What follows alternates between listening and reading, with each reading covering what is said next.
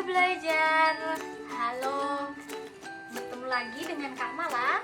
Di video kali ini mungkin kalian bosan ya, Kak Mala terus, tapi nggak apa-apa. Di sini Kak Mala selalu semangat buat ngajar kalian mengenai pendidikan Pancasila dan kewarganegaraan gitu ya. Jadi support terus Kak Mala buat bikin video-video mengenai pembelajaran mengenai pendidikan Pancasila dan kewarganegaraan. Oke, langsung aja. Hari ini kita akan mengambil judul mengingkari kewajiban melanggar hak orang lain. Kok bisa sih? Warga belajar, balik lagi nih mengenai pengertian hak dan kewajiban. Bosan nggak sih kalian? Atau malah udah lupa tentang hak dan kewajiban? Beberapa di video Kak Mala itu banyak sekali menjelaskan mengenai hak dan kewajiban. Dan di sini kita ulas kembali ya mengenai hak, pengertian hak dan kewajiban. Jadi, hak adalah kewenangan untuk bertindak. Seseorang bisa memiliki kewenangan karena berbagai sebab. Jadi, hak itu apa yang bisa kita miliki, apa yang bisa kita dapatkan berdasarkan kewajiban. Tapi kalau kewajiban itu adalah sesuatu yang harus dilaksanakan atau suatu keharusan. Jadi kewajiban itu adalah suatu hal yang harus dilaksanakan untuk memperoleh suatu hak. Jadi kalau kewajiban itu apa yang harus kita lakukan untuk memperoleh hak? Kalau hak itu apa yang bisa kita peroleh dari kewajiban setelah kita melaksanakan itu. Oke. Masuk kepada definisi pelanggaran HAM. Di sini pelanggaran hak asasi manusia adalah perbuatan kelompok atau perorangan yang disengaja atau tidak disengaja berpotensi mengurangi, menghalangi, membatasi, dan mencabut hak asasi seseorang. Jadi teman-teman jangan sampai menghalangi, membatasi, dan mencabut hak asasi seseorang karena itu termasuk dalam definisi pelanggaran HAM. Nah, adapun faktor penyebab pelanggaran HAM dan pengingkaran kewajiban itu sendiri didasari dua faktor. Yang pertama ada faktor internal. Itu satu adalah kurangnya sikap toleransi, menghargai, tenggang rasa, dan hormat menghormati dengan warga lain. Nah, kalau teman-teman kalau warga belajar ketemu tetangga, mukanya yang ramah, jangan judes-judes. Kemudian ini ya, misal kayak terjadi bullying, terus rasis, itu namanya pelanggaran HAM karena kita sesama warga hidup berdampingan harus wajib menghargai dan memiliki sikap tenggang rasa, juga rasa hormat menghormati antar sesama. Kedua, ada rendahnya kesadaran hidup bernegara. Nah, ini itu misal rendahnya kesadaran hidup bernegara itu kayak ini. Contohnya adalah tidak mau membayar pajak. Padahal negara kita wajib apabila memiliki aset berjalan atau tidak, yang di situ diharuskan kita membayar pajak, ya harus bayar gitu. Jadi itu menyangkut hukum yang harus kita lakukan. Apabila kita tidak melakukan, maka mendapat sanksi gitu. Nah, yang ketiga ada faktor internal dari sikap egoisme atau mementingkan diri sendiri. Nah, jangan sampai ya, misal kayak ada teman kalian yang kesusahan, nggak usah ke teman deh, ke hewan aja. Kalau kalian melakukan kekerasan kepada hewan, misal ada hewan yang kecepit kakinya di pagar, nah kalian bantuin apa malah ninggalin? Kan yang benar itu kan harusnya bantuin ya, supaya hewan ini tetap bisa hidup. Nah, ketika sikap egoisme kalian keluar, maka kalian akan lebih memilih meninggalkan hewan tersebut sampai mati. Pasti seperti itu. Nah, itu menyalahi hak asasi gitu. Orang pun seperti itu.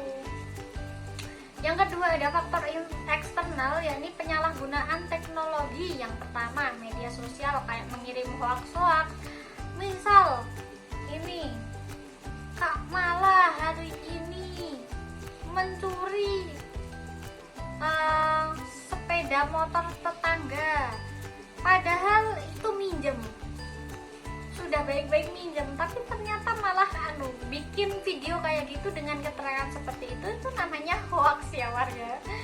Harus, maksudnya hoax ini harus supaya kita tidak termakan oleh hoax, maka kita sebagai warga negara yang bijak, kita harus menyaring informasi-informasi tersebut.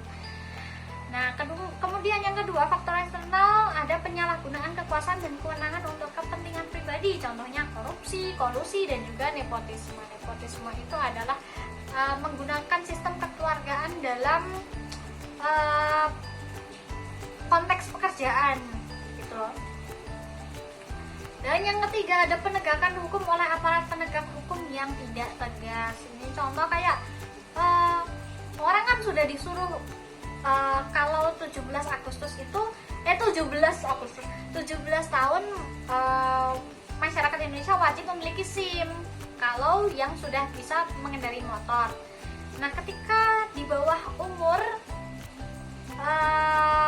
di mana polisi ini tidak secara teliti mengamati di jalan, maka ya lolos-lolos aja, itu namanya penegak hukum oleh aparat tidak tegas.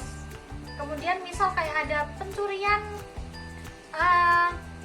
misal ada salah satu korban yang di situ itu ternyata pelaku, tapi ternyata dinyatakan korban, tapi yang pelaku ini adalah korban. Nah, itu bolak-balik lagi, penegakan hukum oleh aparat penegak hukum yang tidak tegas. Itu contoh dari faktor eksternal penyebab pelanggaran HAM dan juga pengingkaran kewajiban. Contoh kasus pelanggaran HAM di lingkup keluarga, masyarakat, dan juga negara. Ini digambar ada contoh penganiayaan anak dan juga KDRT.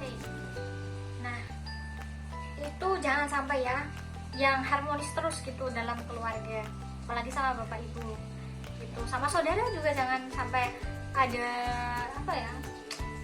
celetukan terkait ini membangun api perselisihan gitu. Yang kedua, ada main hakim sendiri. Misal ada pencuri mencuri sandal, kemudian dikeroyok bareng-bareng. Jangan seperti itu ya warga belajar. Ketika kita tahu bahwasannya negara Indonesia itu adalah negara hukum, kita itu harus sadar masyarakat tidak selalu berada pada masa bahagia. Bahkan pemerintahan pun seperti itu. Kembali ditekankan lagi ya, orang memiliki latar belakang. Kenapa orang itu sampai berani mencuri? Kenapa orang mencuri sama korupsi pemerintah itu malah lebih berat mencuri sandal? Yang digebukin rame-rame sampai orangnya berdarah-darah, sedangkan orang korupsi cuma pakai rompi dengan muka yang baik-baik saja. Gimana perasaan kalian dan gimana cara berpikir kalian ketika menemui hal tersebut? Gak make sense kan pasti. Nah, itu salah satu pelanggaran HAM. Jangan sampai main hakim sendiri, apalagi sampai membunuh. Nah, itu. Kemudian yang ketiga, ada kasus pelanggaran HAM di lingkup negara. Ini contohnya pembungkaman kebebasan berpendapat, sama kayak pengekangan kebebasan pers pada saat itu di Orde Lama. Jadi kayak informasi tentang pemerintah ini terbungkam. Masyarakat tidak tahu apa pembangunan berkelanjutan seperti apa yang dilaksanakan oleh negara dan juga daerah. Itu salah satu pembungkaman kebebasan berpendapat gitu. Dan ya, yang selanjutnya ada pelanggaran hak asasi warga negara dapat terjadi dengan kondisi misal di bidang sosial, bidang ekonomi, dan juga bidang hukum, serta bidang politik. Kalau bidang sosial ini contohnya tindakan pencurian, pembunuhan, tadi KDRT. Kalau bidang ekonomi contohnya pengangguran, kemiskinan, itu juga pelanggaran hak asasi warga negara sebenarnya, karena tidak mampu menyejahterakan hidupnya gitu. Dan yang ketiga, ada bidang hukum, contohnya salah tangkap pelaku kejahatan. Yang keempat, ada bidang politik, contohnya golput. Kalau warga belajar sudah 17 tahun, warga belajar harus menggunakan hak pilih. Jangan sampai menjadi golongan putih atau golongan yang anti memilih. Sehingga itu lebih kepada apatis, sikap apatisme terhadap kesadaran bernegara. Tuh. Kemudian selanjutnya selanjutnya ada definisi dan contoh pengingkaran kewajiban warga negara. Pengingkaran kewajiban adalah pola tindakan warga negara yang tidak melaksanakan kewajiban sebagaimana mestinya sesuai dengan ketentuan yang berlaku. Pengingkaran kewajiban dapat terjadi di lingkungan keluarga, misal tidak mau mendengarkan nasihat orang tua, tidak mau membantu orang tua bersih-bersih rumah. Padahal itu hal sepele sebenarnya, kita sebagai anak harus berbakti kepada orang tua. Nah, yang kedua ada pengingkaran kewajiban di masyarakat, contohnya tidak ikut gotong royong. Sikap individualisme yang membawa kita tidak ikut bergotong royong dengan warga sekitar itu juga salah satu pengingkaran kewajiban sebagai warga negara.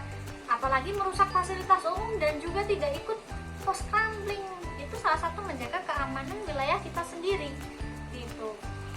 Dan adapun pengingkaran kewajiban dalam konteks bangsa dan negara, misal tidak membayar pajak dan tidak punya SIM serta merusak fasilitas umum yang ada yang diberikan oleh pemerintah daerah.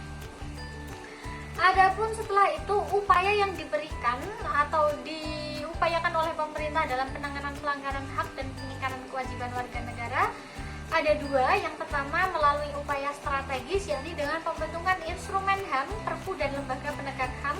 Ini ada contohnya ada Komnas HAM, ada Pengadilan HAM, ada Komnas Anti Kekerasan Terhadap Perempuan, terus ada KPAI, Komnas Perempuan Anak Indonesia, anak dan ibu maksudnya, diikuti dengan dasar hukum Undang-Undang Nomor 39 Tahun 99 tentang HAM dan lain-lain.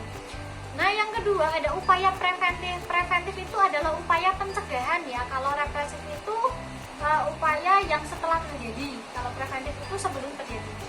Itu dengan meningkatkan kesadaran berkonstitusi warga, penegakan supremasi hukum dan demokrasi oleh aparat penegak, kemudian membangun komunikasi yang efektif dan harmonis antar semua kelompok, meningkatkan profesionalitas dan kualitas pelayanan publik, serta meningkatkan profesionalisme lembaga keamanan dan juga pertahanan negara.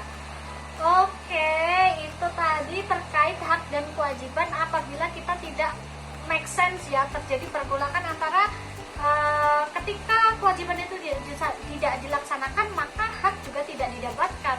Namun ketika kewajiban itu dilaksanakan maka hak bisa didapatkan. Jadi jangan menuntut hak ketika kamu tidak mau melakukan suatu kewajiban.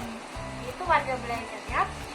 Oke, cukup sekian mengenai materi kali ini. Jangan lupa subscribe, komen, dan like video Kak Mala di PKBM Peduli Ilmu Official.